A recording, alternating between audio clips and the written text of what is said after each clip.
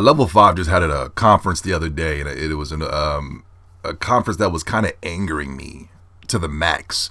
I seen that Fantasy Life 2. I like Fantasy Life 1 on the 3DS. Was now on the cell phones. It was a lot of cell phone games that was really pissing me the flip off. But then Level 5 announced a game called Yokai Watch or something like that. Yuki Watch. And, I seen that game. I remember I seen that game in the past in the aspect of it was in Japan. But I never seen that game here in the States. It was announced for the States. Yokai Watch was announced for the 3DS and is coming to the United States. I also said that they had plans, that they're going to bring in plans for that game to come to the consoles. But due to the failures of Ni no Kuni and the PlayStation fan base didn't go out to support that game. They would rather go and fight for bitch-made games like Killzone and Resistance, PlayStation Battle Royale, just bad clones. They would rather support bad fucking clones to mediocre games on the Xbox 360. Trying to feed a fan base that's not there. All of those games flopped. All of the sales put together from Killzones to Resistance to PlayStation Battle Royale, all combined, still couldn't outsell Halo 3. Now, was it about sales? No. But the games are pure shit. The shittiest fucking games of last generation are the Killzones, Resistance, and the PlayStation Battle Royales. They will never go down in history as classics, ever. Ever. Give it another 3 years, and if Sony decided to not ever bring these games up ever again, they would disappear in the wind. And yet, Ni no Kuni, it's not a classic, but it's something different, a breath of fresh air. For the PlayStation community, they didn't go out and support it at all. So now when companies see that, they will not bring another, especially Level 5, where they put all that hard work by hiring Studios Ghibli, the creators of Dragon Quest, all these other people to come in and work hard on this game. Millions of dollars washed down the drain because these people want to compete with the Microsoft Xbox 360 in their shitty ass games. And guess what? You're already out. This is the thing that I don't understand. You're outselling the Xbox 360, and yet you're still trying to compete with them with their mediocre games. Shitty ass games. All because you want these games to be up in the atmosphere of the Halos and the Call of Duties and things like that, in the battlefields. Can you believe how fucked up this? I mean, I really don't like. I still to this day don't like PlayStation fanboys, but I love the PlayStation 4. I like the PlayStation 3. But the fanboys, I tell you that they're so ass backwards in their thinking. Ni no Kuni flopped, so that means we won't get a Yokai Watch for the console, so you can just erase that from your memory banks right now. Are there JRPGs coming out in the future? Yes, but let's talk about Yokai Watch. Am I saying that right? Yuki Watch? I don't know. Yokai. YO-KAY Watch. But let's talk about this game real quick. Let's get real in depth in this. My guilty pleasures, my sexual stimulation, my arousal. One of the key things in gaming, from Pokemon to the Shin Megami Tensei games. I don't know what it is. But I love the whole aspect of capturing creatures. I do not know why. If you put that in the game, Ni no Kuni had that. You know what I'm saying? I think Ni no Kuni did that, but I think if they were to do a Ni no Kuni 2, I think they would have mastered it better. You know what I'm saying? Ni no Kuni, I think, what's cool about the Pokemon and the Shin Megami Tensei's, I think they focus more on the creatures. You know what I mean? Ni no Kuni kind of just focused on the main character. Not a problem. But the little monsters that they had and the system they had for it, I thought it was very mediocre compared to the titans like Shin Megami Tensei. For those people who know the games of Shin Megami Tensei, they made the Persona games, they made Nocturne, Devil Survivor, Devil Summoner, things of that such.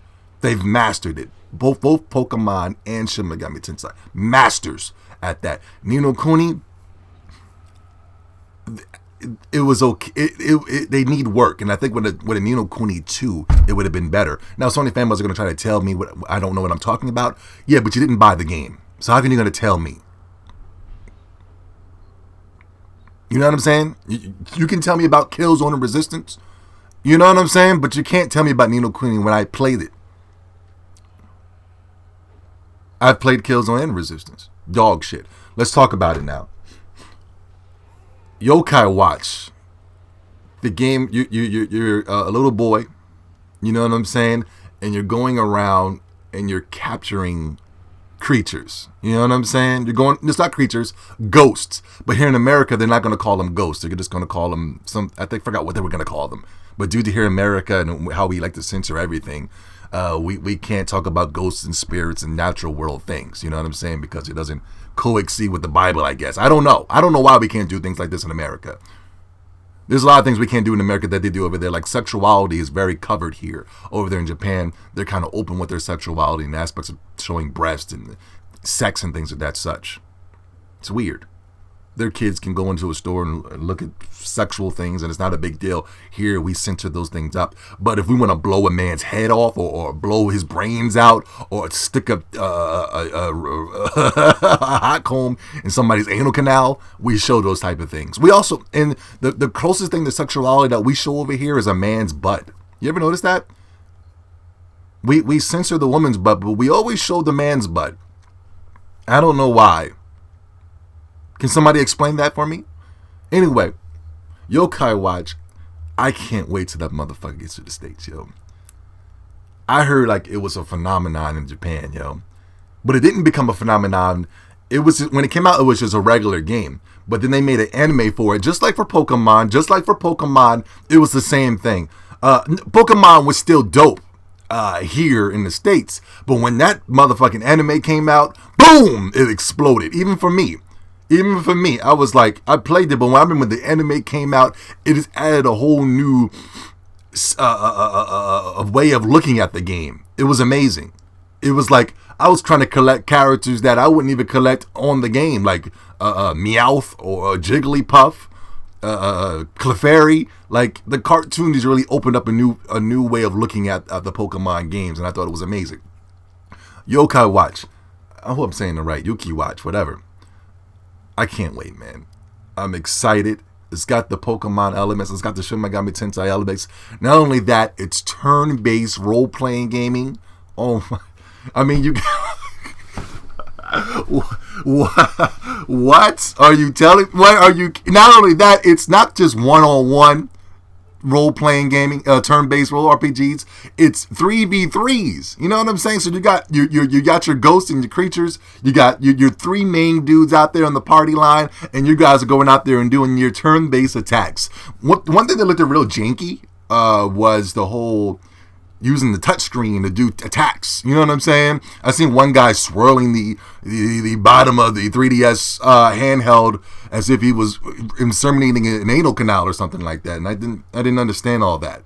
I don't like all those gimmicks when it comes to the 3DS. I just want to hit the button and go. I don't want to sit there and swirl the mic or blow the 3DS or some shit like that. Yeah, I just don't like janky. That's just too janky for me. That's really kid base for me. Not that I have nothing against kid games, but you know they're trying to cater to a kid base. Put it that way, because we know all the kid games are actually Call of Duty and there's first person shooting where you're preparing you for war or something and things of that such.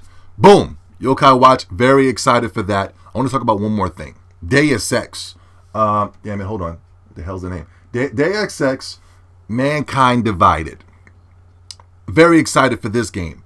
I didn't play the first one.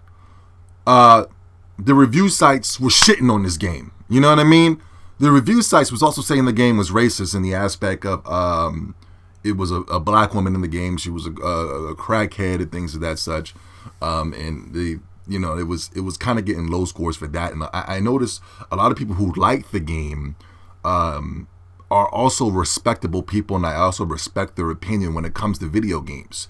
And I noticed that they always would bring up the aspect of review sites where it's giving Deus Ex a low score for the racial undertone on it. Should a game be penalized for being racist? Yeah. Of course.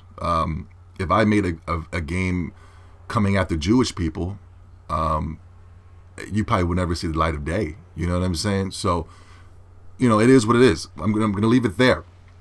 But I do want to play the game. I like to try the game out. I still haven't played the game yet. The game's damn near $3 at GameStop for being for being a racist simulator or things of that such.